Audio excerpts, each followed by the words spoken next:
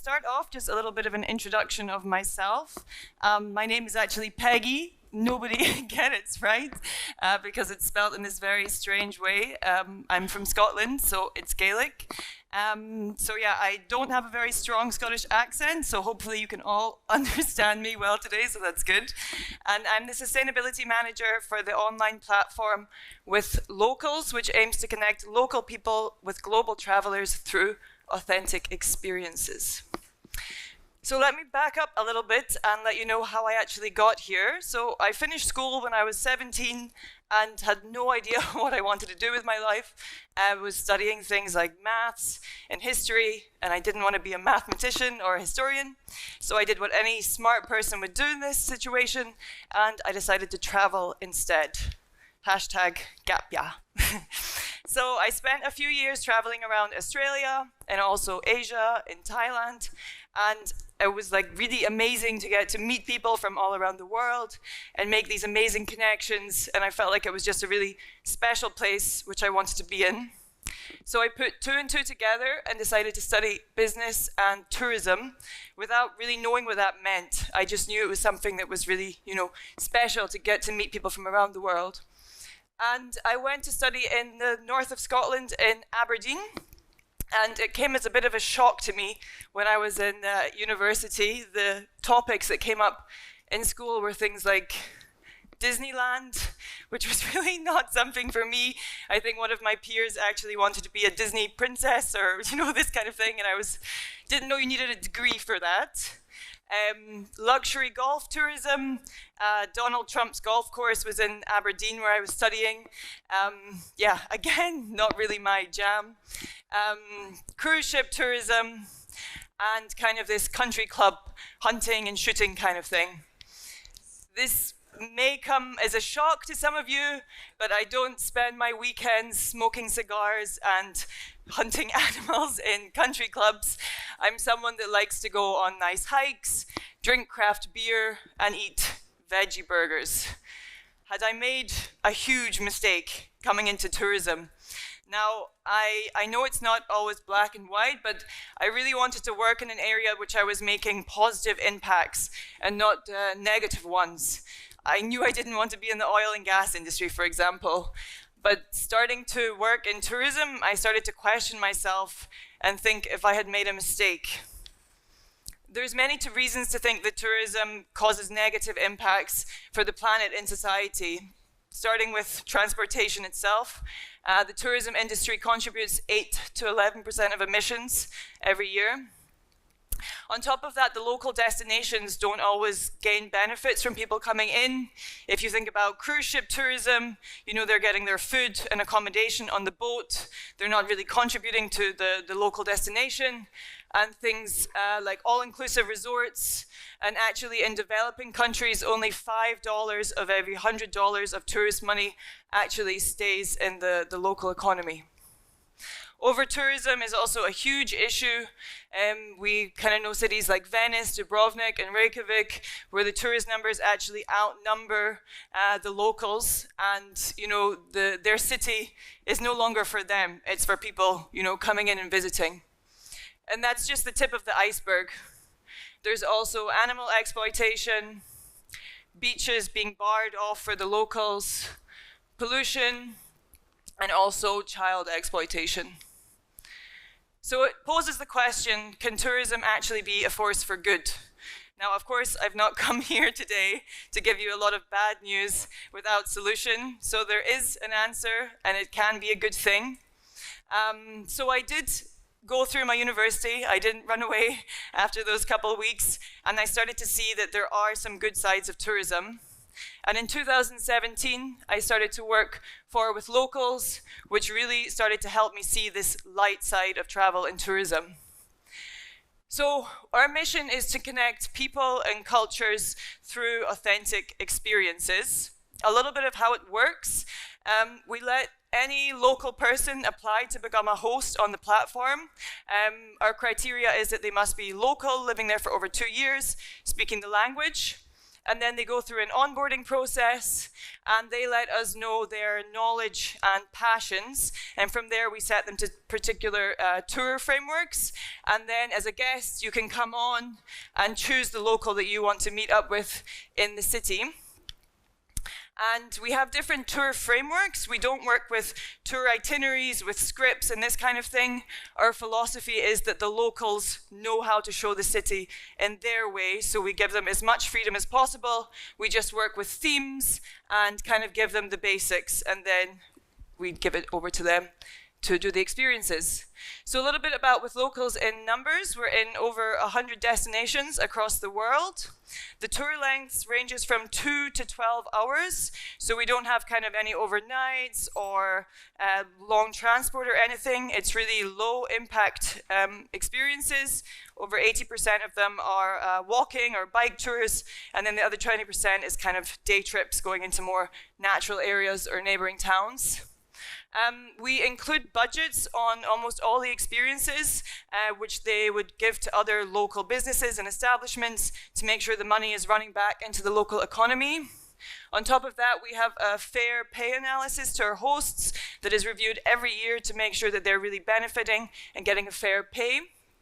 And how our commission structure works is that we put a commission on top of the total price of the tour, and that's charged to the guests, so nothing ever comes out of the host pocket. There's no sign-up fee or anything for them. But there is one, we could say, maybe negative thing about it all, is that most of the guests are international, meaning that they're, flying overseas, and we are at a climate neutral conference, right? So kind of poses the question, should we stop advertising to these international tourists and maybe start advertising to people in more local areas that they could get there by train or maybe car? So let's look at that a little bit. Let's take a flight from Frankfurt to Mumbai. For one person return, that would be 1.3 tons of CO2 emissions. So can this flight be net positive despite those emissions? Let's start with the obvious, jobs. So tourism is responsible for 10.6% of jobs around the world. That's before COVID in 2019. And this number is much higher in certain areas. If you think about the Seychelles or the Maldives, where their core is all about travel and tourism. So if we take away people's right to travel internationally, even by plane, we take away people's rights to a good livelihood. And we saw what happened during COVID when we took that away. On top of that, tourism has a big role to play in terms of youth employment. So youth means from the age of 15 to 24. This is important because 23% of youth are unemployed or out of training. And tourism is actually said to be one of the highest employers of youth, and actually work done by the WTTC showed that they did a study in 10 countries that it was the #1 employer of youth. This is important because high youth unemployment leads to problems not only for individual but also in the society, from increased violence, instability, rising inequality, and social exclusion. It's actually a really important factor that even in the UN SDGs, two focus targets around empowering more youth through work and education. So tourism can be a real solution here because there's a lot of entry-level positions with a lot of room for growth, and this helps, a lot of people get more education and work, and in the end leads to more peace in society as well. Now there's also a role to play here for women. Now there's many things that we can do to try cut down our carbon emissions, from choosing to bike instead of drive in the city, maybe going to a more vegetarian diet, but we can also work to employ women through work and education. Now this might not seem like the most direct way to lower emissions, but actually when women are empowered through work and education, they have more freedom to choose if and when to have kids. And of course this leads to less strain on food systems, ecosystems, health, and the environment overall. And tourism, again, has a big role to play here, as the women make up the most of the tourism workforce. But there is some room for improvement, as this is normally the lowest status and paid jobs, especially in developing countries. Now, one example I saw really recently, which I really liked, was Planetera, which is an NGO that work with connecting kind of underserved communities with a travel business. So this is actually a project they had in Mumbai called Women on Wheels. And what they do is they train up women that are in the lowest caste system. So they find it really hard to get any kind of work or employment. And they train them to become taxi drivers. And they actually fund those taxis for them as well and put them in touch with different travel and tour companies within Mumbai and empower them through work. And now they're the #1 supplier for a lot of travel companies in Mumbai.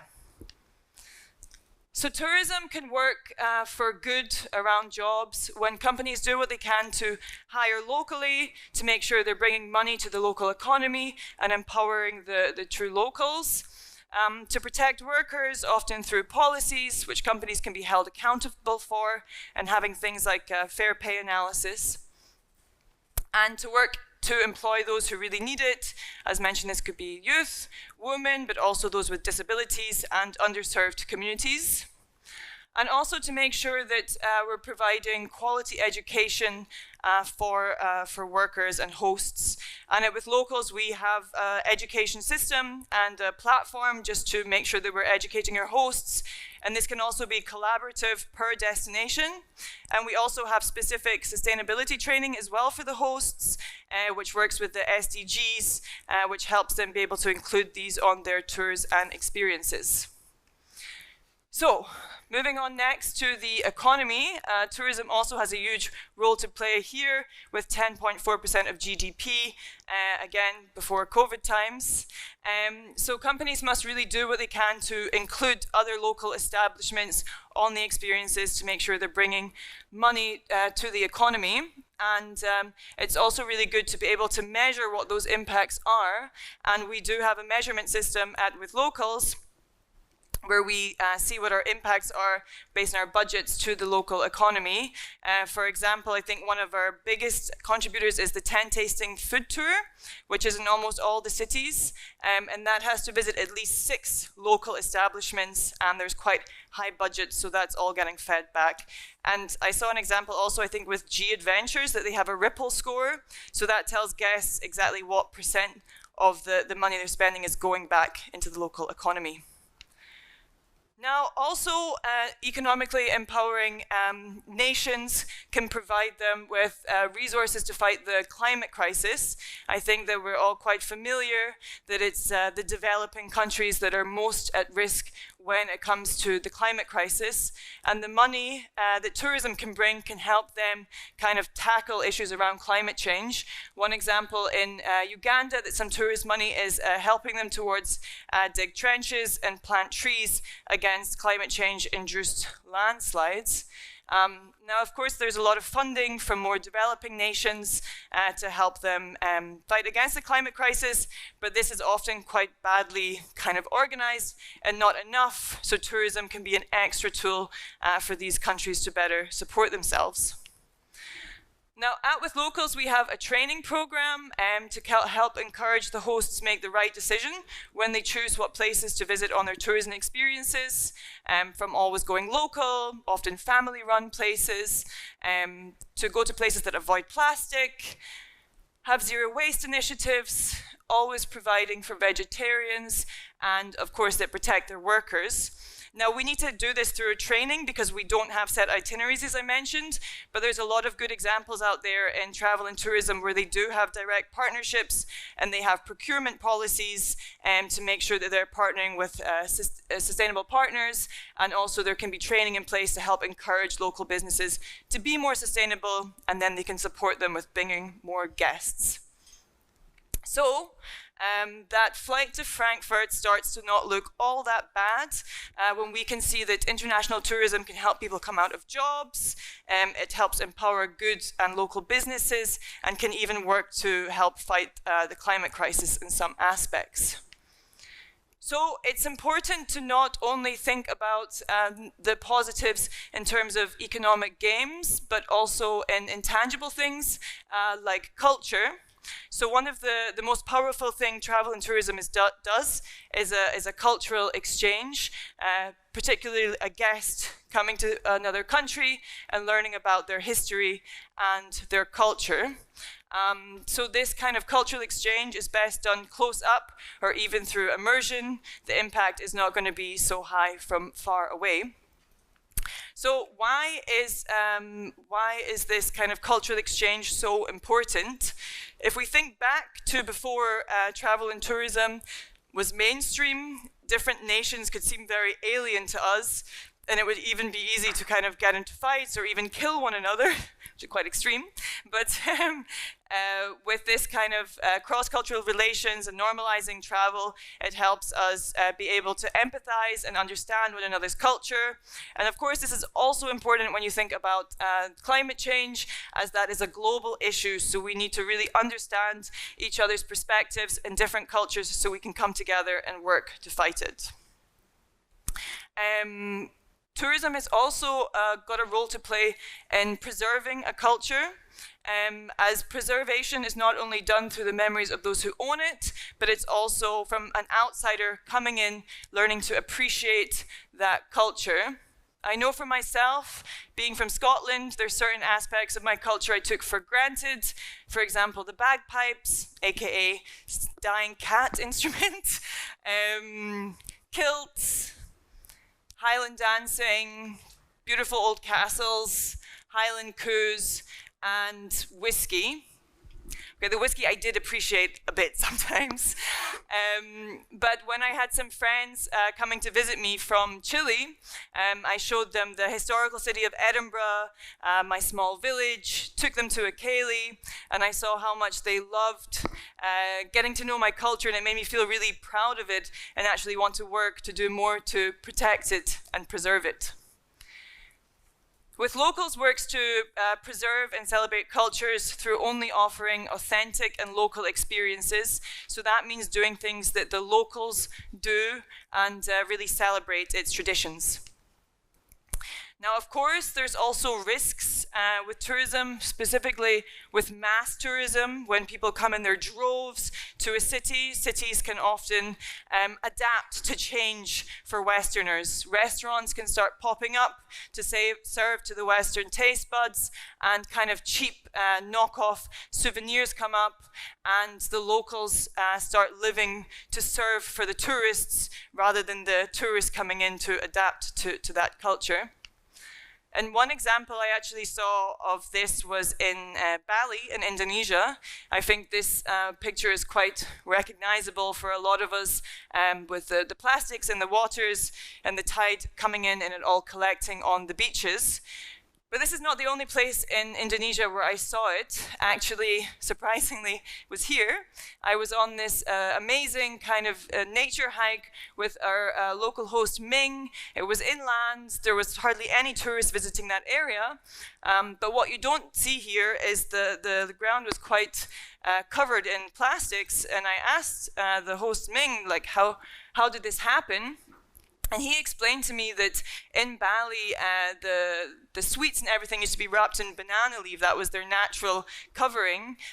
But with more Westerners coming in and the popularization of plastic, then these were replaced with plastics. But the local were so used to just putting the banana leaves on the ground that they still used to putting the plastics on the grounds.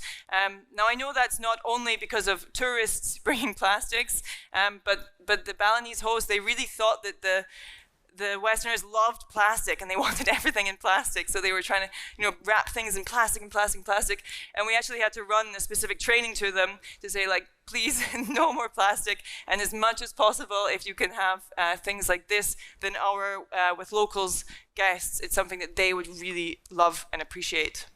I think I will skip this example for time's sake. Venice, also a big issue, I think we know about that. So tourism can also work for a force for good towards culture. When locals are the decision makers, that we trust the locals to do right for their city and try to encourage them to stay by their own ways and culture, because actually travelers start to really appreciate that and want that as well.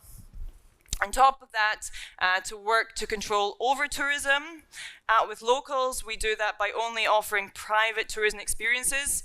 So this means the group size can never be over 8, but actually, because it's private, it's normally 2 to 3 people. To spread tourism out of the historical centres, you know, where it's just bombarded, to encourage people to visit other areas in the city. We do that as much as possible, trying to offer alternative, off-the-beaten-track tours in other neighbourhoods. But actually looping back a little bit to the locals being the decision makers, in Venice, we wanted to do just this, to get people out of, you know, this busy area. And the local host told us, please don't bring all the tourists to these neighborhoods where there is no tourists. So of course we listen to them and what they want and what's good for them, and there are certain neighborhoods that we wouldn't go near if the locals didn't want that. Of course, discourage the sales of imported goods and these kind of cheap souvenirs that take away the importance of the local produce, and to educate visitors to culturally respect where they're visiting. We also have education materials for our guests, and it's through the host education we also ask them to do the same. So a city's culture is part of their natural capital, and protecting it actually works towards its future prosperity.